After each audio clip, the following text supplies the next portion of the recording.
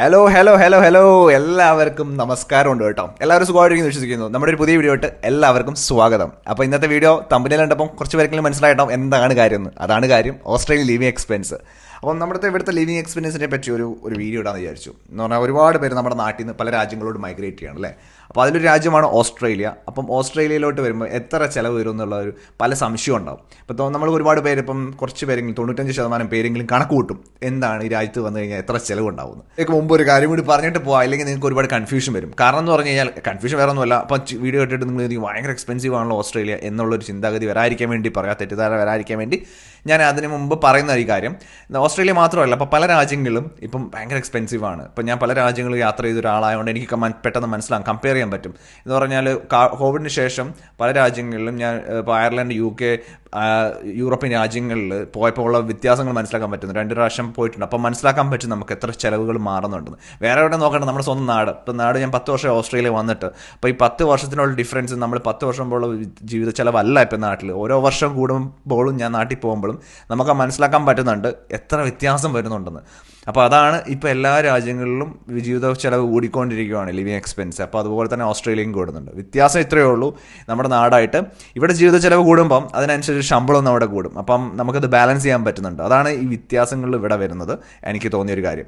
അപ്പോൾ നമുക്ക് നേരെ ടോപ്പിക്കിലോട്ട് പോകാം. ഇനി ഓസ്ട്രേലിയയിൽ ലിവിങ് എക്സ്പെൻസിൽ നമ്മൾ സംസാരിക്കാൻ തുടങ്ങുന്നത് എന്ന് പറഞ്ഞാൽ ഇവിടുത്തെ അക്കോമഡേഷനാണ്. നമുക്ക് ഇവിടെ ഓസ്ട്രേലിയ വന്നു കഴിഞ്ഞാൽ ആദ്യമേ നമ്മൾ ചിന്തിക്കുന്നത് എന്താ, നമുക്ക് താമസിക്കാൻ ഒരു സൗകര്യം വേണം അല്ലേ. അപ്പോൾ റെൻറ്റിൽ ഇപ്പോൾ 2 കാറ്റഗറി ആയിട്ട് നമുക്ക് തിരിക്കാം. ഒന്ന്, നമുക്ക് വീട്ടിൽ ഇപ്പോൾ പല ആൾക്കാരും 99% ആൾക്കാരും ഇവിടെ വരുന്നത് റെൻറ്റിലായിരിക്കും ആദ്യമേ നമ്മൾ വരുന്നത്. നമ്മൾ ആദ്യമേ വീട് വാങ്ങിക്കുന്നത് വളരെ കുറവായിരിക്കും. അപ്പോൾ 98% കൂടിക്കോ.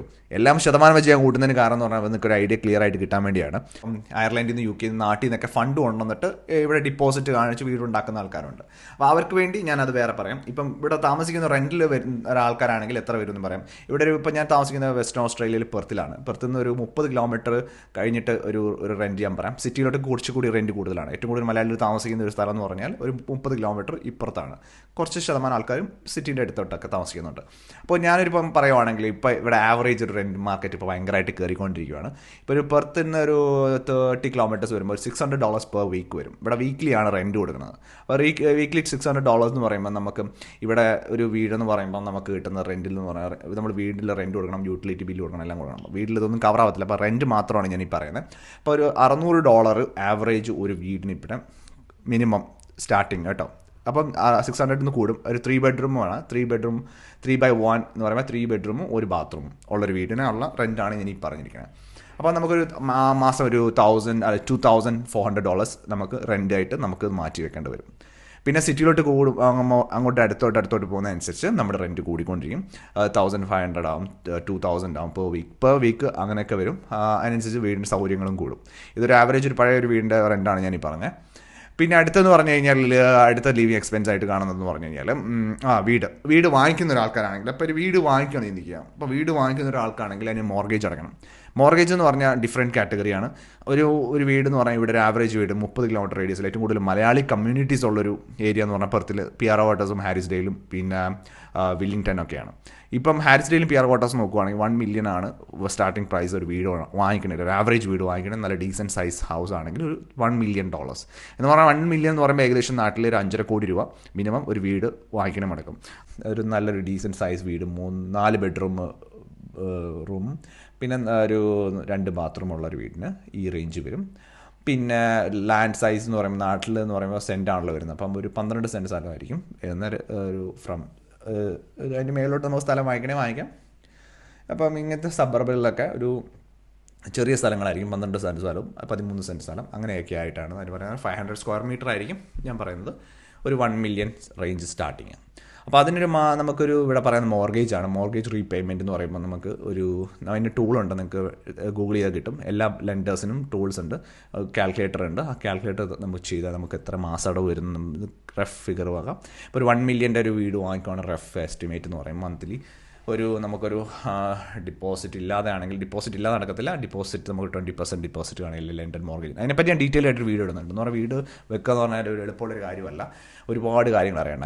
അതിൻ്റെ വീഡിയോ ഞാൻ ഇടുന്നതായിരിക്കും. കഴിഞ്ഞാൽ ഇവിടുത്തെ യൂട്ടിലിറ്റി ബില്ലാണ്, ഇവിടുത്തെ കറണ്ട്, വെള്ളം, പിന്നെ ഗ്യാസ്, ഇതിനൊക്കെ ഇവിടെ ചിലവുകൾ കൂടുതലാണ്. അപ്പോൾ അതിന് ചിലവ് കൂടുതലെന്ന് പറഞ്ഞു കഴിഞ്ഞാൽ നമ്മൾ എത്ര ഉപയോഗിക്കുന്നോ അതിനനുസരിച്ച് ഡിപ്പെൻസ്, നമ്മളെ ആൾക്കാർ ഉപയോഗിക്കുന്നതനുസരിച്ചുള്ള ചിലവുകളുണ്ട്. അപ്പോൾ ഒരു 3 മാസം കൂടുമ്പോഴാണ് ഇവിടെ യൂട്ടിലിറ്റി ബില്ല് വരുന്നത് വെസ്റ്റേൺ ഓസ്ട്രേലിയയിൽ, പെർത്തിലൊക്കെ. അപ്പോൾ അതുപോലെ തന്നെ ആയിരിക്കും മറ്റുള്ള സ്റ്റേറ്റിലൊന്നും ഞാൻ വിശ്വസിക്കുന്നുണ്ട്. അപ്പം നമുക്കിവിടെ വരുന്നത് ആവറേജ് ഒരു $300 നമ്മൾ മാസം മാറ്റി വെക്കണം യൂട്ടിലിറ്റി ബില്ലിന് വേണ്ടി. അപ്പോൾ ചിലർക്ക് കൂടാം, ചിലർക്ക് കുറയാം, മനസ്സിലായോ? അപ്പം ഞാനൊരു ആവറേജ് 3 മാസത്തിലായാലും ഞാനൊരു മാസത്തേക്ക് $300 അതിന് വേണ്ടി മാറ്റി വെക്കാറുണ്ട്. ബിക്കോസ് അത്രയും വരുമെന്ന് എനിക്കറിയാം. അപ്പോൾ നമുക്ക് ഇത്രയും 3 സാധനങ്ങളും നമ്മൾ അത്ര ഉപയോഗിക്കുന്നുണ്ട്, ഒരു ആവറേജ് കേട്ടോ. ഒരു ആവറേജ് റേറ്റ് നമ്മൾ ഇത്ര ഉപയോഗിക്കുന്നതനുസരിച്ച് കൂടും കുറയും, അതനുസരിച്ചാണ് കേട്ടോ. അടുത്തെന്ന് പറഞ്ഞു കഴിഞ്ഞാൽ നമുക്ക് വരുന്നത് യൂട്ടിലിറ്റി കഴിഞ്ഞു. ഇനി അടുത്തെന്ന് പറഞ്ഞാൽ അടുത്ത കാര്യം എന്ന് പറഞ്ഞാൽ ഫുഡാണ്. നമ്മുടെ ഇവിടെ ഗ്രോസറികളിൽ എത്ര വരും എന്നാണ് ചിലവ്. ഇപ്പോൾ ഞാൻ ഒരു എക്സാമ്പിൾ പറയുകയാണെങ്കിൽ ഗ്രോസറിക്ക് ഇവിടെ ഒരു ആവറേജ് ഒരു വീക്കിൽ നമ്മൾ ഷോപ്പ് ചെയ്യുകയാണെങ്കിൽ ഒരു $200 നമ്മൾ ഷോപ്പിങ്ങിന് വേണ്ടി വെക്കണം. മാർക്കറ്റ് ജയൻസ് ആണ്, വൂൾവർത്ത്, കോൾസ്, ആൽദി, പിന്നെ ലോക്കൽ ആയിട്ടുള്ള ഗ്രോസറി സ്റ്റോഴ്സാണ് സ്പട്ട് ഷെഡ്, പിന്നെ IGA എനിക്ക് തോന്നുന്നു വേറെ സ്റ്റേറ്റുകളിലൊക്കെ ഉണ്ടെന്ന് തോന്നുന്നു. അപ്പോൾ ഇവിടെ ഈ 3 സ്റ്റോറിലുള്ള പ്രത്യേകത എന്ന് പറഞ്ഞു കഴിഞ്ഞാൽ, നാട്ടിലുള്ള വ്യത്യാസം എന്ന് പറഞ്ഞു കഴിഞ്ഞാൽ ഇവിടെ പലതും പല റേറ്റുകളാണ്. അപ്പോൾ ഇപ്പോഴൊരു ആൽഡി പോയി കഴിഞ്ഞാൽ ഒരു പാലിന് ഇത്രയും രൂപയായിരിക്കില്ല സ്പട്ട് ഷെഡിൽ, പിന്നെ കോൾസിൽ വ്യത്യാസം ഉണ്ടാവും. അപ്പോൾ പല ചെറുതായിട്ട് കുറവുണ്ടാകും, കൂടുതലുണ്ടാകും. അപ്പോൾ നമ്മൾ കമ്പയർ ചെയ്യുന്നത് നല്ലതായിരിക്കും. നമുക്ക് ഒരു ടിപ്പാണ്, ഞാൻ കമ്പയർ ചെയ്യും 3 സ്റ്റോറിൽ. അപ്പോൾ നമ്മൾ പലയിടത്തും പല ദൂരമാണെങ്കിൽ കമ്പയർ ചെയ്തായിട്ടില്ല, നമ്മൾ പോകുന്ന ദൂരത്തിന് ഫ്യൂൽ അടിക്കുന്ന പൈസ പോകും. അപ്പം എൻ്റെ വീടിൻ്റെ ചുറ്റുമുള്ള ഷോപ്പിംഗ് സെൻറ്ററിൽ ഇതെല്ലാം, ഒരു ഷോപ്പിംഗ് സെൻറ്റർ തന്നെ എല്ലാം ഉണ്ട്. അപ്പോൾ നമുക്ക് കമ്പയർ ചെയ്യാൻ പറ്റും. അപ്പോൾ അത് വിലക്കുറവുണ്ടാവും. പിന്നെ ഇന്ത്യൻ സ്റ്റോഴ്സ്, നമ്മളിപ്പം ഈ ഇന്ത്യൻ സ്റ്റോറിൽ പോകുമ്പോഴാണ് നമ്മൾ കൂടുതൽ നമ്മുടെ അതിന് ക്യാഷ് പോകുന്നത്. അപ്പം ഞാൻ പറയില്ല, ഇപ്പം നമുക്ക് ഇന്ത്യൻ സ്റ്റോറിൽ ഒരു ആഴ്ച ഒരു $50 നമ്മൾ കാണേണ്ടി വരും. അപ്പോൾ ഇവിടെയാണ് പ്രൈസ് കൊടുക്കുന്നത്. ഇപ്പോൾ ഓസ്ട്രേലിയൻ ഫുഡിനല്ല വില കൂടുതൽ, നമ്മുടെ നാട്ടിലെ രീതിയിൽ നമ്മൾ ജീവിക്കുമ്പം അതിനനുസരിച്ച് നമ്മുടെ ഗ്രോസറി കോസ്റ്റ് കൂടും. അപ്പോൾ ആവറേജ് ഒരു ഇന്ത്യൻ ഗ്രോസറി പോകുന്ന ഒരാൾ അടക്കം ഒരാഴ്ചയിൽ നമുക്ക് ഒരു ഗ്രോസറിക്ക് ഒരു വൈഫ് ആൻഡ് ഹസ്ബൻഡ് 2 കിഡ്സ് ഉള്ള ഒരു ഫാമിലിക്ക് ഒരു ആവറേജ് $220 വരും. അപ്പോൾ ഒരു ആവറേജ് ഞാൻ കാണുന്ന ഒരു മാസം $1,000. ഇപ്പോൾ 200 എന്ന് പറയുമ്പോൾ 800 ആണ്. പക്ഷേ $1,000 ആവറേജ് നമുക്കൊരു ഗ്രോസറി കോസ്റ്റ് നമുക്ക് വരേണ്ട വരും. ഓക്കെ, അപ്പോൾ അത് ഡിപ്പെൻസ്, നമുക്ക് ചിലപ്പോൾ കൂടും ചിലപ്പോൾ കുറയും. അത് ഓരോ ഫാമിലിയുടെ രീതിയിലുള്ള ചിലവനുസരിച്ചിരിക്കും. അപ്പോൾ ഒരു $1,000 to $1,200 വരെ നമുക്കൊരു ഗ്രോസറി എക്സ്പെൻസ് നമുക്ക് കാണാം. വീട്ടിലെ ഹോം വൈഫൈ, ഇപ്പോൾ ഹോം വൈഫൈ എന്ന് പറയുമ്പം ഹോം വൈഫൈ എന്ന് പറയുമ്പോൾ നമുക്ക് ഒരു മാസം വീട്ടിൽ ഇൻ്റർനെറ്റ് വേണമല്ലോ. ഇപ്പം ഇൻ്റർനെറ്റ് ഇല്ലാത്ത വീടുകൾ കുറവാണ്. ഇപ്പം നമുക്കൊരു $79 ഒരു ഇൻ്റർനെറ്റ് വേണ്ടി നമ്മൾ ചാർജ് ചെയ്യും. ചിലവർ ഫോണിൽ ഇപ്പോൾ ഡാറ്റ ചെയ്തിട്ട് നമുക്ക് അതും വേണമെങ്കിൽ യൂസ് ചെയ്യാം, ഷെയർ ചെയ്യാൻ പറ്റും. അപ്പോൾ അതും എന്ന് ചെയ്യാം. അല്ലെങ്കിൽ ഹോം വൈഫൈ എന്ന് പറയുമ്പം ഇവിടെ ഒരു $79 നമുക്കൊരു ആവറേജ് പ്ലാന് നമുക്ക് ചെയ്യേണ്ടി വരും. അത് പിന്നെ സ്പീഡ് കൂടുതൽ വേണമെങ്കിൽ അതിനനുസരിച്ച് നമ്മൾ അതിനനുസരിച്ചുള്ള പ്രീമിയം വാങ്ങിക്കണം. അപ്പോൾ അതിന് അത്രയും വരുന്നുണ്ട്. അടുത്തെന്ന് പറഞ്ഞു കഴിഞ്ഞാൽ പിന്നെ നമ്മുടെ ഫോണിൻ്റെ റീചാർജ്. ഇപ്പം പലർക്കും വീട്ടിൽ വൈഫൈ ഉപയോഗിക്കുന്നുണ്ടാവും, അപ്പോൾ ഇൻ്റർനെറ്റ് വേണ്ട, ജസ്റ്റ് ഫോൺ മാത്രം കോൾ ചെയ്യുന്നത്. അങ്ങനെയും നമുക്ക് പലതിനും പല റേറ്റാണ്. ഇപ്പം ഞാൻ ഉപയോഗിക്കുന്നത് പറഞ്ഞാൽ ഇൻ്റർനെറ്റും നാട്ടിലോട്ട് വിളിക്കുന്ന എല്ലാം കൂടി എനിക്ക് കമ്പയർ ചെയ്തൊരു കുറേ പ്ലാനുകളുണ്ട്. അപ്പോൾ അതിനനുസരിച്ച് ഏറ്റവും കൂടുതൽ ചീപ്പ് കിട്ടുന്നത് എനിക്ക് ലിബ്രയുടെ, അത് നിങ്ങൾക്ക് സജസ്റ്റ് ചെയ്യാം പുതിയ ആൾക്കാർ വരികയാണെങ്കിൽ. ലിബ്ര എനിക്കൊരു $25 ഉള്ളൂ. അപ്പോൾ ഇന്ത്യയിലോട്ട് അൺലിമിറ്റഡ് ആയിട്ട് വിളിക്കാം. പിന്നെ ഒരു 25 GB നമുക്ക് ഡാറ്റയുണ്ട്. അപ്പോൾ അത് മതി നമുക്കൊരു ആവറേജ്. പിന്നെ വീട്ടിൽ വരുമ്പോൾ വൈഫൈ ഉണ്ട്, പിന്നെ ജോലി സ്ഥലത്ത് വൈഫൈ ഉണ്ടാവും. അപ്പോൾ അതുകൊണ്ട് എനിക്ക് അത് സുഖമായിട്ട് ഒരു മാസം $25 ഒരു നമ്മുടെ phone plan recharge. Phone plan അല്ലാതെ ശരിക്കും റീചാർജാണ്. ഞാൻ ഫോൺ പ്ലാൻ വ്യത്യാസമുണ്ട് ഇവിടെ. പലരും ഫോൺ പ്ലാനിൽ എടുക്കുന്നവരുണ്ടാവും, അല്ലെങ്കിൽ വെറും റീചാർജ് ചെയ്യുന്നുണ്ടാവും. ഫോൺ പ്ലാൻ എന്ന് പറഞ്ഞാൽ ഫോണും വാങ്ങിക്കുക, അവരായിട്ട് കമ്പനിയായിട്ട് ഒരു കോൺട്രാക്റ്റ് ഉണ്ടാവും, 12 months അല്ലെങ്കിൽ 24 months കോൺട്രാക്റ്റ്. അപ്പോൾ മാസം അതിനനുസരിച്ചുള്ള, ഇപ്പോൾ ഒരു iPhone 14 Pro Maxന് ഒരു മാസം $200 കൊടുക്കണം. പ്ലസ് നമ്മൾ അതിനുള്ള ഉപയോഗിക്കുന്ന ഡാറ്റേഴ്സിൻ്റെയും എല്ലാം കോസ്റ്റ് വേറെ കൊടുക്കണം. അപ്പോൾ ഞാൻ എപ്പോഴും ഫോൺ വേറെ വാങ്ങിക്കും, പിന്നെ റീചാർജ് ചെയ്യും. അപ്പോൾ എനിക്ക് $25 വരുന്നുള്ളൂ ഈ ഫോൺ റീചാർജിന് ഒരു മാസം. അപ്പം നമുക്ക് $25 അല്ലെങ്കിൽ $30 നമുക്ക് ഒരു ആവറേജ്, ഒരു വീട്ടിൽ 2 പേരുണ്ടെങ്കിൽ അനുസരിച്ച് $60 വരും. 25 ആണെങ്കിൽ $50 ആവറേജ് നമുക്ക് കാണേണ്ടി വരും. പിന്നെ അടുത്തെന്ന് പറഞ്ഞു കഴിഞ്ഞാൽ നമുക്കൊരു വണ്ടി. ഇപ്പോൾ ഇവിടെ മെയിൻലി നമുക്ക് ഇവിടെ വണ്ടി ഇല്ലാതെ വളരെ പാടാണ്. വണ്ടി വേണം. ആ ഒരു വീട്ടിൽ ഒരു വണ്ടിയെങ്കിലും ഇല്ലാതെ നമുക്ക് വണ്ടി വേണം. ജോലി കിട്ടുകയാണെങ്കിലും ഇപ്പോൾ പല ആൾക്കാരും ജോലിക്ക് പോകണമെങ്കിൽ തന്നെ പബ്ലിക് ട്രാൻസ്പോർട്ട് വളരെ ആൾക്കാർ കുറച്ചാണ് ഇവിടെ ഉപയോഗിക്കുന്നത്. പബ്ലിക് ട്രാൻസ്പോർട്ട് ഉപയോഗിച്ച് ജോലി പോകുന്നവരുണ്ട്, ഇല്ലാന്നല്ല, അവരുണ്ടാകും. ഇപ്പോൾ സിറ്റിയിലൊക്കെ ജോലി ചെയ്യുന്ന ആൾക്കാർ പബ്ലിക് ട്രാൻസ്പോർട്ട് തന്നെയാണ്. സിറ്റി പാർക്ക് ചെയ്യുക എന്ന് പറഞ്ഞാൽ നടക്കുന്ന കാര്യമല്ല. അവിടെ നല്ല പാർക്കിംഗ് ഫീസ് ഉണ്ട് നല്ലത്. അപ്പോൾ അതുകൊണ്ട് ആൾക്കാർ പബ്ലിക് ട്രാൻസ്പോർട്ട് ഉപയോഗിക്കുന്നവരുണ്ട് കേട്ടോ. ഇപ്പം പബ്ലിക് ട്രാൻസ്പോർട്ട് ഉപയോഗിക്കാത്ത ആൾക്കാരാണെങ്കിൽ നമുക്ക് വണ്ടി ഉണ്ടാവും. വണ്ടിക്ക് ഇവിടെ വണ്ടിയുടെ കാര്യം പറഞ്ഞാൽ ഫ്യൂൽ ഉണ്ടാവും. ഫ്യൂലിന് ഒരു ആവറേജ് ഞാൻ ഒരു പറയുവാണെങ്കിൽ ഒരു $200 $250 ഒരു മാസം നമ്മൾ ഫ്യൂലിന് വേണ്ടി മാറ്റി വെക്കണം ഒരു വണ്ടിക്ക്. ഇപ്പോൾ 2 വണ്ടിയാണ് $500. അപ്പോൾ വൈഫിനും ഹസ്ബൻഡും വണ്ടി ഉണ്ടെങ്കിൽ $500 നമ്മൾ ഫ്യൂലിന് വേണ്ടി മാറ്റി വെക്കുക. വണ്ടിക്ക് ഇവിടുത്തെ വേറൊരു എനിക്കൊരു ഡൈജസ്റ്റ് ആവാത്തൊരു കാര്യമാണ് വണ്ടിയുടെ രജിസ്ട്രേഷൻ ഫീസ്. നമ്മളിവിടെ രജിസ്ട്രേഷൻ ഫീസ് അടയ്ക്കണം. വണ്ടി വാങ്ങിക്കുമ്പോൾ നമ്മളൊരു പുതിയ വണ്ടി വാങ്ങിക്കുകയാണെങ്കിൽ സ്റ്റാമ്പ് ഡ്യൂട്ടി എന്ന് പറഞ്ഞ സംഭവം അടയ്ക്കണം. അപ്പോൾ വണ്ടിയുടെ വാല്യൂ അനുസരിച്ച് സ്റ്റാമ്പ് ഡ്യൂട്ടി അടയ്ക്കണം. പ്ലസ് നമുക്കിവിടെ 3 മാസം കൂടുമ്പോൾ നമ്മൾ രജിസ്ട്രേഷൻ ഫീസ് അടയ്ക്കണം. രജിസ്ട്രേഷൻ ഫീസ് എന്ന് പറഞ്ഞു കഴിഞ്ഞാൽ ഇവിടെ ഡിപ്പെൻസ് വണ്ടിയുടെ പവർ അനുസരിച്ച്, വണ്ടിയുടെ CC അനുസരിച്ച്. ഇപ്പോൾ വണ്ടിയുടെ ഒരു ആവറേജ് നമുക്കൊരു അതിന് പറയുന്ന രജിസ്ട്രേഷൻ്റെ ഫീസ് എന്ന് പറഞ്ഞാൽ ആണ്. റെജോ എവറി 3 months നമുക്കൊരു ആവറേജ് ഒരു $250 to $300. അതിൻ്റെ എബവ് പോകുന്നതൊക്കെ വലിയ ലക്ഷറി ആണ്, അതിനനുസരിച്ച് കൂടും. അപ്പോൾ ആ $300 $250 to $300 ഒരു വണ്ടിക്ക് എവറി 3 months. അപ്പം ഒരു വർഷം അത് മൂന്ന് രീതി നമുക്ക് അടയ്ക്കാം. 3 മാസം അല്ലെങ്കിൽ 6 മാസത്തെ അടയ്ക്കുന്നുണ്ട്. 6 മാസത്തെ അടയ്ക്കുവാണെങ്കിൽ നമുക്ക് റേറ്റ് കുറച്ച് കുറയും, $10 കുറവുണ്ടാവും. അപ്പോൾ 6 മാസത്തെ അടച്ചിട്ട് നമ്മൾ അപ്പ് ഫ്രണ്ട് അടയ്ക്കണം. പിന്നെ അടുത്തെന്ന് പറഞ്ഞാൽ 1 ഇയറിൻ്റെ 1 ഇയർ ആണെങ്കിലും ഒരു $30 വ്യത്യാസം ഉണ്ടാവും. അപ്പോൾ എവറി 3 months അടയ്ക്കുന്നത് ചിലവരുണ്ടാവും, എവറി 6 months അടയ്ക്കുന്നവരുണ്ടാവും. നമ്മൾ ആദ്യമേ അടയ്ക്കണം കേട്ടോ. വണ്ടി രജിസ്ട്രേഷൻ റെജോ എന്ന് പറഞ്ഞാൽ എവറി 3 months നമ്മൾ അടച്ചിരിക്കണം, അത് മസ്റ്റ്. അല്ലെങ്കിൽ നമ്മൾ വണ്ടി നമ്മുടെ നമ്പർ പ്ലേറ്റ് അവർ കൊണ്ടുപോകും, അല്ലെങ്കിൽ നമ്മൾ കൊണ്ടിരിക്കണം, അല്ലെങ്കിൽ അതിനേക്കാളും വലിയ ഫൈൻ വരും. അപ്പോൾ അതൊരു നമുക്കൊരു എക്സ്ട്രാ കോസ്റ്റായിട്ട് വരും. പിന്നെ അടുത്തെന്ന് പറഞ്ഞാൽ ഇൻഷുറൻസ്. വണ്ടിയുടെ ഇൻഷുറൻസ് അടുത്തൊരു ചടങ്ങാണ്. ഒരു വണ്ടിയുടെ ഇൻഷുറൻസ് ആവറേജ് നമുക്കൊരു $80 to $100 ഒരു വണ്ടിക്ക് ഇൻഷുറൻസ് വരും. അപ്പം ഇതാണ് ഒരു വണ്ടി എടുക്കുമ്പോൾ ഉള്ള ചിലവ്. പിന്നെ വണ്ടിയുടെ സർവീസ് കോസ്റ്റ് അതൊക്കെ വേറെ രീതിയിൽ വരുന്ന, നമ്മളൊരു മന്ത്ലി ഇത് നമുക്ക് കൂട്ടണ്ട, അതൊക്കെ വേറെ രീതിയിലുള്ള എക്സ്പെൻസിൽ വരുന്ന വണ്ടിയുടെ സർവീസ് കോസ്റ്റൊക്കെ. പിന്നെ വണ്ടിയുടെ കാര്യം നിങ്ങൾക്ക് ഞാനൊരു വീഡിയോ ഇടുന്നുണ്ട്. വണ്ടിയുടെ കാര്യം പിന്നെ ഒരു വീട് ഉണ്ടാക്കുന്നതിൻ്റെ കാര്യമൊക്കെ ആയിട്ടൊരു വീഡിയോ ഇടുന്നുണ്ട് കേട്ടോ. എന്ന് പറഞ്ഞാൽ അത് നമ്മൾ അറിയേണ്ട കാര്യങ്ങളാണ്. ഇവിടെ ഒരുപാട് പേര് ചതിക്കപ്പെടുന്ന ഒരു കാര്യമാണ് വണ്ടി വാങ്ങിച്ച് ചതിക്കപ്പെടുന്നത്. അപ്പം വീട് വാങ്ങിക്കുന്നത് പോലെ വീട് ഉണ്ടാക്കാൻ പ്ലാൻ ഉണ്ടെങ്കിൽ അതിനെപ്പറ്റി ഒരു വീഡിയോ ഞാൻ ഇടുന്നുണ്ട്. അപ്പോൾ നമ്മളത് വിട്ടുപോയതാണ്. ഇപ്പം വണ്ടി വാങ്ങിക്കുന്ന ഒരാളാണെങ്കിൽ ബ്രാൻഡ് ന്യൂ വാങ്ങിക്കുന്നതിനനുസരിച്ച് നമുക്ക് ഫൈനാൻസ് ഉണ്ടാവും. ആ ഫൈനാൻസിന് റീപേയ്മെൻറ്റ് ഉണ്ടാവും. നമുക്ക് എന്തൊക്കെ കടങ്ങളുണ്ടോ അതൊക്കെ റീപേയ്മെൻറ്റ്, അത് മന്ത്ലി എക്സ്പെൻസിൽ ഓൺ ടോപ്പ് വരുന്നതാണ്. അത് നിങ്ങൾ ഡിപ്പെൻസ്, എത്ര പേര് കട എടുക്കാത്തവരുണ്ടാവും, ഇല്ലാത്തവരുണ്ടാവും. അപ്പോൾ അത് ഞാൻ അതിനകത്ത് ആഡ് ചെയ്യുന്നില്ല. അത് നിങ്ങൾ ഈ ടോട്ടൽ എക്സ്പെൻസിൽ നിങ്ങൾ കൂട്ടാം. അടുത്തതെന്ന് പറഞ്ഞു കഴിഞ്ഞാൽ ഇവിടുത്തെ വേറെ ചിലവാണ്. ഇപ്പം നമുക്ക് എല്ലാ മാസവും നമുക്കൊരു പ്ലഷർ ആക്ടിവിറ്റീസ്, നമുക്കിപ്പോൾ പിള്ളേരൊക്കെ ആയിട്ട് വെളിയിൽ പോകണമെങ്കിൽ അതിനനുസരിച്ച് ചിലവുണ്ടാവും. എല്ലാവരും ഇപ്പോൾ സ്കൂൾ ഹോളിഡേയ്സ് അല്ലെങ്കിൽ അവർക്ക് വീക്കെൻഡ്സിൽ എവിടെയെങ്കിലും പോകണം, അതിനനുസരിച്ചുള്ള അടുത്തൊരു എക്സ്പെൻസാണ്. അത് പലരും പല രീതിയിലുള്ള എക്സ്പെൻസ് ഉണ്ട്, ഡിപ്പെൻസ്. അപ്പോൾ അതിനുവേണ്ടി നിങ്ങൾ എത്രയാണോ അത് മാറ്റി വെക്കുക. മാതാപിതാക്കളുടെ ഏറ്റവും വലിയൊരു ടെൻഷനാണ് പിള്ളേരുടെ സ്കൂളിങ്ങിൻ്റെ കാര്യം, അല്ലേ?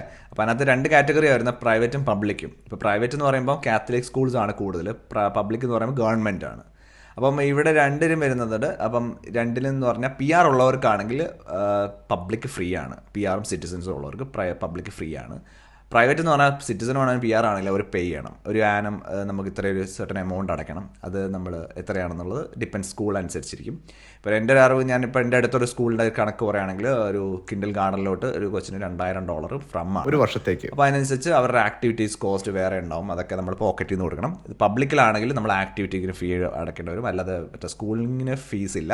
ആക്ടിവിറ്റി നമ്മൾ ഓരോ കൊച്ചുങ്ങൾക്ക് പൂള്, സ്വിമ്മിങ്, അങ്ങനെ ഒരുപാട് ആക്ടിവിറ്റീസ് ഉണ്ടാകും. ഓരോ ഫങ്ഷൻസ് ഉണ്ടാകും, ഓരോ സ്പെഷ്യൽ ഡേയ്സ് ഉണ്ടാകും. അതിനൊക്കെ നമ്മൾ പോക്കറ്റിൽ നിന്ന് പേ ചെയ്യണം. അതിനുവേണ്ടി നമ്മളൊരു മാസം ഒരു $200 $250 നമ്മൾ സ്കൂളിങ്ങിന് വേണ്ടിയല്ല, പല കാര്യത്തിന് വേണ്ടി പിള്ളേരുടെ ആക്ടിവിറ്റീസിന് വേണ്ടി ഒരു $200 $250 മാറ്റി വെക്കുന്നത് നല്ലതായിരിക്കും. അപ്പോൾ പിന്നെ വരുന്നതെന്ന് പറഞ്ഞാൽ ചൈൽഡ് കെയർ വരുന്നതിൻ്റെ ഫീസിൻ്റെ കാര്യം. ഫീസ് എന്ന് പറയുമ്പോൾ ഇവിടെ ഏകദേശം $120 പെർ ഡേ ആണ്. എന്ന് പറയുമ്പോൾ രാവിലെ 6 മണി തൊട്ടിട്ട് വൈകുന്നേരം 5 മണി വരെയാണ് ചൈൽഡ് കെയറിൽ അവർ അക്കോമഡേറ്റ് ചെയ്യുന്ന കൊച്ചുങ്ങളെ. അതിന് 120 മുതലാണ്, അപ്പം 150 വരെ വരാറുണ്ട്. അതിൻ്റെ മേലോട്ടുണ്ടോയെന്ന് എനിക്കറിയില്ല. ഈ റേഞ്ചാണ് നമുക്ക് ഒരു ചൈൽഡ് കെയർ വരുന്നത്. അപ്പോൾ അതിൽ അടുത്തെന്ന് പറഞ്ഞു കഴിഞ്ഞാൽ കൊച്ചുങ്ങൾക്ക് ഇവിടെ PR സിറ്റിസനുള്ള പിള്ളേരാണെങ്കിൽ ഗവൺമെൻറ് സർട്ടൺ റേറ്റ് നമുക്കൊരു ചൈൽഡ് കെയർ ബെനിഫിറ്റ് എന്ന് പറഞ്ഞാൽ ചൈൽഡ് കെയർ സബ്സിഡി കൊടുക്കും. അപ്പം നമുക്ക് ഇപ്പോൾ ഒരു ശമ്പളം അനുസരിച്ചാണ്, എല്ലാവരും കിട്ടണമെന്നില്ല, എല്ലാ രീതിയും കിട്ടുന്നതാണ്. ഇപ്പോൾ ഒരുപാട് പേര് ശമ്പളം ഉള്ള ഒരാളാണെങ്കിൽ അതിനനുസരിച്ച് നമ്മുടെ സബ്സിഡി റേറ്റ് കുറയും. ഇപ്പോൾ ഒരു ആവറേജ് ഞാൻ അന്ന് സമയത്ത് ചൈൽഡ് കെയർ വിട്ട സമയത്ത് ഞാൻ പറയുവാണെങ്കിൽ ഒരു ആവറേജ് അന്ന് ഒരു 70% നമുക്ക് ഗവൺമെൻറ് ബാക്കി നമ്മൾ 30%. നോർമൽ ആവറേജ് ഞങ്ങൾ മൺഡേ ടു ഫ്രൈഡേ ഒരു കൊച്ചിന് ചൈൽഡ് കെയർ വിടുമ്പോൾ നമ്മളൊരു $700 നമ്മുടെ പോക്കറ്റിൽ നിന്ന് അന്ന് പോകുമായിരുന്നു. അതിപ്പം ഡിപ്പെൻസ് എത്ര വരുമെന്ന് ഇപ്പോഴത്തെ കണക്ക് കാൽക്കുലേറ്റ് ചെയ്യേണ്ടി വരും. അപ്പോൾ നമ്മളൊരു $700 ഒരു കൊച്ചിന് നമ്മൾ ഒരു 70% നമുക്ക് കിട്ടുവാണെങ്കിൽ 2 പേര് നല്ലൊരു ആവറേജ് സാലറി ഉണ്ടെങ്കിൽ നല്ല രീതിയിൽ കൂടുവാണെങ്കിൽ അനുസരിച്ച് നമ്മൾ സബ്സിഡി റേറ്റ് കുറയും. ഓക്കെ, അപ്പോൾ നമുക്കൊരു $600 to $700 എന്തായാലും മിനിമം ഒരു കൊച്ചിനെ നമ്മൾ മൺഡേ ടു ഫ്രൈഡേ ചൈൽഡ് കെയറിന് വിടണമെങ്കിൽ ആവറേജ് വരും. ബാക്കി ഗവൺമെൻറ് കൊടുക്കുന്നുണ്ട് കേട്ടോ. നമ്മൾ ആലോചിക്കണം, ഗവൺമെൻറ് ഒരു $2,500 നമ്മൾ ഗവൺമെൻറ് കൊടുക്കുന്നുണ്ട്. അതിൽ നിന്ന് മൈനസ് ചെയ്യേണ്ട പൈസയാണ് $700. അപ്പോൾ ഒരു ഗവൺമെൻറ് എല്ലാ മാസവും ഒരു കൊച്ചിന് ഈ രാജ്യത്ത് സിറ്റിസൺ ആണെങ്കിലും PR ആണെങ്കിലും അവർക്ക് കൊടുക്കുന്ന ഒരു ബെനിഫിറ്റാണ്. സെൻട്രൽ ലിങ്കായിട്ട് എൻക്വയറി ചെയ്യേണ്ട ഒരു കാര്യമാണ്. അടുത്ത കാര്യം എന്ന് പറഞ്ഞു കഴിഞ്ഞാൽ പ്രൈവറ്റ് ഇൻഷുറൻസ്. നമുക്കിപ്പം പലവർക്കും പല രീതിയിലാണ്. ഇപ്പോൾ PR ഉള്ളവരാണെങ്കിൽ ഇവിടെ നമുക്ക് മെഡിക്കെയർ എന്ന് പറഞ്ഞ സംഭവമുണ്ട്. മെഡിക്കെയർ എന്ന് പറഞ്ഞാൽ നമുക്ക് ഇവിടെ കംപ്ലീറ്റ്ലി ഫ്രീ എന്നല്ല, നമുക്കൊരു സർട്ടൺ എമൗണ്ട് നമുക്ക് പബ്ലിക് ഹോസ്പിറ്റലൊക്കെ നമുക്ക് സർട്ടൺ എമൗണ്ട് നമുക്ക് ഗവൺമെൻറ് കവറാവും. ബാക്കി നമ്മൾ ഔട്ട് ഓഫ് പോക്കറ്റാണ്.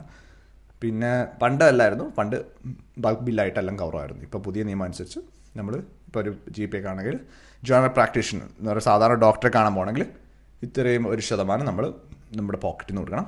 റെസ്റ്റ് നമ്മൾ ഗവൺമെൻറ് കൊടുക്കും. എക്സ്പെൻസ് ആയിട്ട് വരുന്ന നമ്മൾ ഈ സബ്സ്ക്രിപ്ഷൻസ് ഉണ്ടാവും. നമ്മൾ നെറ്റ്ഫ്ലിക്സ്, പ്രൈം, അങ്ങനത്തെ പല രീതിയിലുള്ള സബ്സ്ക്രിപ്ഷൻസ് ഉണ്ടാവും. അതൊക്കെ ഡിപ്പെൻസ്, പലരുടെയും പല രീതിയിലുള്ളതാണ്. ചിലർ ചെയ്യത്തില്ല. അപ്പോൾ അതൊരൊക്കെ എക്സ്പെൻസ് ആയിട്ട് കാണാം. പിന്നെ പിള്ളേരുടെ ആക്ടിവിറ്റീസ്, സ്വിമ്മിങ്ങിനൊക്കെ നമ്മൾ വിടും. എക്സ്ട്രാ ആക്ടിവിറ്റീസ് സ്കൂൾ കഴിഞ്ഞ് കഴിഞ്ഞാൽ സ്വിമ്മിങ്ങിന്. അപ്പോൾ അതൊക്കെ ഡിപ്പെൻസ്, പലരുടെയും പല രീതി. അപ്പോൾ അതിനുവേണ്ടി കുറച്ച് പൈസ മാറ്റി വെക്കുന്നത് നല്ലതായിരിക്കും. പിന്നെ ഇത്രമാത്രമാണ് ഇവിടുത്തെ ഒരു ചിലവ് ലിവിങ് എക്സ്പെൻസ് ആയിട്ട് എനിക്ക് കാണാൻ പറ്റിയത്. അപ്പം ഇതിൽ ഞാൻ വിട്ടുപോയിട്ടുണ്ടെങ്കിൽ തീർച്ചയായിട്ടും കമൻറ്റ് ഇടുക. അപ്പോൾ നമുക്ക് കാണാൻ പറ്റുന്ന ഒരു മന്ത്ലി ലിവിങ് എക്സ്പെൻസിൻ്റെ ഒരു ചാർട്ട് ഞാൻ ക്രിയേറ്റ് ചെയ്തതാണ്. അപ്പോൾ നമുക്ക് കാണാൻ പറ്റുന്ന റെൻറ്റിന് ഒരു ഞാൻ അപ്രോക്സിമേറ്റ്ലി ഇപ്പോൾ 2024 റേഞ്ചാണ് ഞാൻ പറയുന്നത് കേട്ടോ. ഇപ്പം പെർത്തിലെ വെസ്റ്റേൺ ഓസ്ട്രേലിയയിലെ റെൻറ്റ് മാർക്കറ്റാണ്. ഇതിൽ നിന്ന് കുറച്ചുകൂടി കൂടും, ചിലപ്പോൾ കുറയാം മറ്റുള്ള സ്റ്റേറ്റുകളിൽ. ഒരു ഏകദേശം ഞാൻ അതാണ് കാൽക്കുലേറ്റ് ചെയ്തിരിക്കുന്നത്. റെൻറ്റിന് ഏകദേശം $600 to $700 വീക്കിലി നമുക്ക് ഒരു റെൻറ്റ് വരും. പിന്നെ ഗ്രോസറിക്ക് $800 to $1,300. ഒരു ഫാമിലി എന്ന് പറയുമ്പോൾ ഒരു വൈഫ്, ഹസ്ബൻഡ്, 2 പിള്ളേർ കൂടുന്ന ഒരു ഫാമിലിയുടെ ഗ്രോസറി എക്സ്പെൻസ് ആണിത്. പിന്നെ യൂട്ടിലിറ്റി ബില്ലാണ് നമുക്ക് കാണാൻ പറ്റുന്നത്. ഒരു electricity bill, water bill, gas bill എല്ലാം കൂടി ഒരു മന്ത്ലി 3 months കൂടുമ്പോഴാണെന്ന് ഞാൻ പറഞ്ഞല്ലോ. അപ്പോൾ നമ്മളൊരു മന്ത്ലി ഒരു $200 to $400 നമ്മൾ സേവ് ചെയ്യണം അതിന് വേണ്ടി മാത്രം. പിന്നെ അടുത്തത് പ്രൈവറ്റ് ഹെൽത്ത് ഇൻഷുറൻസ്. അത് ഓപ്ഷണബിൾ ആണ്. ഇപ്പം ചിലർ പ്രൈവറ്റ് ഇൻഷുറൻസ് എടുക്കും, ചിലർ എടുക്കത്തില്ല. PR ഉള്ളവർക്ക് മോസ്റ്റ്ലി എടുക്കാറില്ല, പക്ഷേ ചിലർ എടുക്കാറുണ്ട്. ഒരു $450 ഒരു ഫാമിലി കവർ. ഞാൻ നേരത്തെ പറഞ്ഞാൽ ഒരു വൈഫ്, ഹസ്ബൻഡ്, പിന്നെ 2 പിള്ളേർക്ക് ഇത് കവറാകുന്നതാണ് ഫാമിലി കവർ. പിന്നെ അടുത്ത കാർ എക്സ്പെൻസ് ആണ്. നമുക്ക് ഫ്യൂലും റെജോ ഇൻഷുറൻസ് ഒക്കെ വരുന്നത് അപ്രോക്സിമേറ്റ്ലി ഒരു $400 to $500 ഒരു വ്യക്തിയുടെ കാറിന് നമുക്ക് ചിലവ് വരുന്നതാണ്. പിന്നെ അടുത്ത ചൈൽഡ് കെയർ. ഇപ്പോൾ ചൈൽഡ് കെയർ വിടുന്ന പേരൻസ് ആണെങ്കിൽ, കൊച്ചുങ്ങളെ ചൈൽഡ് കെയർ വിടുന്നുണ്ടെങ്കിൽ ഒരു $600 to $1,000 മിനിമം നമ്മൾ കാണണം ഒരു മന്ത്ലി. പിന്നെ മിസ്സലേനിയസ് എക്സ്പെൻസസ് ആയിട്ട് നമ്മൾ കാണേണ്ടത് ഒരു $300. നമുക്ക് ആക്ടിവിറ്റീസ് വിടാനുണ്ടാവും പിള്ളേരെ, പിന്നെ അങ്ങനത്തെ കുറേ കാര്യങ്ങളുണ്ടാവും, ഫാമിലി എൻ്റർടൈൻമെൻറ്റ്. അങ്ങനെ അതിന് വേണ്ടി നമ്മളൊരു $300 നമുക്ക് സേവ് ചെയ്യണം. ഞാൻ വിട്ടുപോയൊരു കാര്യമാണ്, ഏറ്റവും മേളിൽ കണ്ടില്ലേ, അതിനകത്ത് ഹോം മോർഗേജ് എന്ന് പറഞ്ഞിട്ട്. അതെന്ന് പറഞ്ഞു കഴിഞ്ഞാൽ ഇപ്പോൾ വീട് വാങ്ങിക്കുന്ന ഒരാൾക്കുള്ള ഒരു എക്സ്പെൻസ് വരുന്നതാണ്. ഇപ്പോൾ ഒരു വീട് ഇപ്പോൾ വാങ്ങിക്കുക, അല്ലെങ്കിൽ വീട് ഉണ്ടാക്കാൻ പോകുന്ന ഒരാൾ എന്ന് പറഞ്ഞാൽ ഒരു 1 million മാർക്കുള്ള ഒരു വീടാണെങ്കിൽ അതിൽ കുറവാണ്, അതിനനുസരിച്ച് കുറയും. ഇപ്പോൾ 1 million മാർക്കിൽ ഒരു നല്ല വീട് വാങ്ങിക്കുന്ന ഒരാളാണെങ്കിൽ അയാൾക്ക് ഒരു മന്ത്ലി $6,000 മന്ത്ലി നമ്മൾ മോർഗേജ് ആയിട്ട് റീപേയ്മെൻറ്റ് വരേണ്ടതാണ്. പിന്നെ അതിനകത്ത് ഇപ്പോൾ നമുക്ക് ഡിപ്പോസിറ്റ് ഉണ്ടെങ്കിൽ, എത്രമാത്രം ഡിപ്പോസിറ്റ് ഉണ്ടെങ്കിൽ അതിനനുസരിച്ച് നമ്മൾ റീപേയ്മെൻറ്റ് കുറയും. ഇപ്പോഴത്തെ 2024 ഇൻട്രസ്റ്റ് റേറ്റ് അനുസരിച്ചുള്ള ഒരു കാൽക്കുലേഷനാണ് ഞാൻ കാണിച്ചത്, $6,000. അപ്പോൾ നമ്മുടെ ലിവിങ് എക്സ്പെൻസിന്, മന്ത്ലി ലിവിങ് എക്സ്പെൻസിന് ഓൺ ടോപ്പ് വരുന്നൊരു ഈ എക്സ്പെൻസ് ആയിരിക്കും. അപ്പം നമ്മൾ വീടുള്ള ഒരാളാണെങ്കിൽ റെൻറ്റ് ഉണ്ടാവില്ല, അപ്പോൾ അത് മൈനസ് ചെയ്യാം.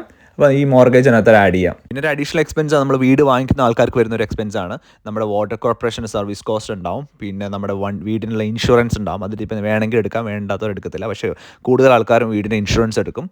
പിന്നെ അടുത്തെന്ന് പറഞ്ഞു കഴിഞ്ഞാൽ ഇയർലിയുള്ള കൗൺസിൽ ഫീസ് ഉണ്ടാവും. അപ്പോൾ നമ്മുടെ കൗൺസിൽ ഫീസ് എല്ലാ സബർബിലും വ്യത്യാസമുണ്ട്, ഇപ്പോൾ ഈ എല്ലാ സ്റ്റേറ്റിലും വ്യത്യാസമുണ്ട്. അപ്പോൾ അതനുസരിച്ച് നിങ്ങൾ അത് റിസർച്ച് ചെയ്ത് കാൽക്കുലേറ്റ് ചെയ്യേണ്ടതാണ്. അത് മന്ത്ലി എക്സ്പെൻസിൽ കൂട്ടണം. അത് ഇയർലി ആയതുകൊണ്ട് നിങ്ങളത് ഇയർലി ആണെങ്കിൽ ഇയർലി കൂട്ടേണ്ട, ചിലർ കൂട്ടാം, ചിലർ കൂട്ടാണ്ടിരിക്കാം.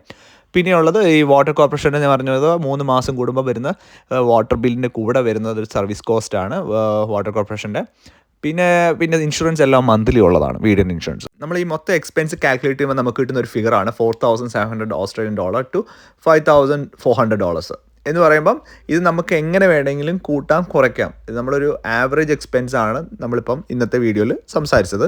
ഇപ്പം ഞാൻ തുടക്കത്തിലെ വീഡിയോ തന്നെ പറഞ്ഞു പലരും പാനിക്കായിട്ടുണ്ടാകും. ഇത്ര എക്സ്പെൻസ് ആണ് ഓസ്ട്രേലിയ എന്ന് ചിന്തിക്കേണ്ട കാര്യമില്ല. എല്ലാ രാജ്യങ്ങളിലും ജീവിത ചെലവ് കൂടിയിട്ടുണ്ട്. ഇവിടുത്തെ ജീവിത ചെലവ് കൂടുമ്പം ശമ്പളം കൂടുമെന്ന് ഞാൻ പറഞ്ഞു. ഇപ്പോൾ 2 പേര് ജോലി ചെയ്യുന്ന ഒരാൾക്ക് ഇത് ശരിക്കും ഈസി ആയിട്ട് നമുക്കിത് ഈ എക്സ്പെൻസൊക്കെ മീറ്റ് ചെയ്ത് പോകാം. ഫുൾ ടൈം ആയിട്ട് വർക്ക് ചെയ്യുന്ന ഒരാളാണെങ്കിൽ വൈഫും ഹസ്ബൻഡും. അപ്പോൾ അതൊന്നും വറീഡാവേണ്ട കാര്യമില്ല. ഇപ്പോൾ ഒരു ആവറേജ് ഒരു വൈഫ് ഹസ്ബൻഡ് വർക്ക് ചെയ്യുമ്പോൾ നല്ലൊരു ഇൻകം 10,000 മേളിലുണ്ടാവും. അപ്പം അത് വെച്ച് നോക്കുമ്പം ഇതൊരു എക്സ്പെൻസ് ആയിട്ട് തോന്നേണ്ട കാര്യവുമില്ല.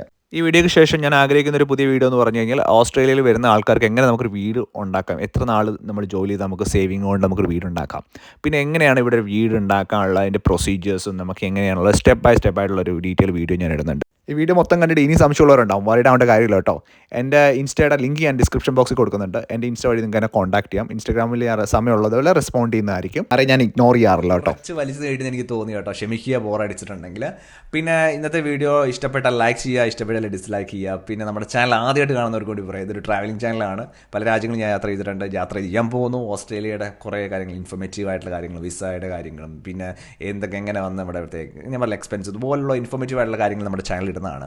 അപ്പോൾ തീർച്ചയായിട്ടും നമ്മുടെ ചാനൽ സബ്സ്ക്രൈബ് ഫാമിലി ജോയിൻ ചെയ്തവരാണ് തീർച്ചയായിട്ടും ജോയിൻ ചെയ്യുക. പിന്നെ ബെൽ ബട്ടൺ അടിച്ചങ്ങ് പൊട്ടിച്ച്, അപ്പോൾ നിങ്ങൾക്ക് നോട്ടിഫിക്കേഷൻ ഡയറക്റ്റ് ആയിട്ട് വരും. ആ ഫുൾ നോട്ടിഫിക്കേഷൻ വരണമെങ്കിൽ ആ ബെൽ ബട്ടൺ എനേബിൾ ചെയ്യണം.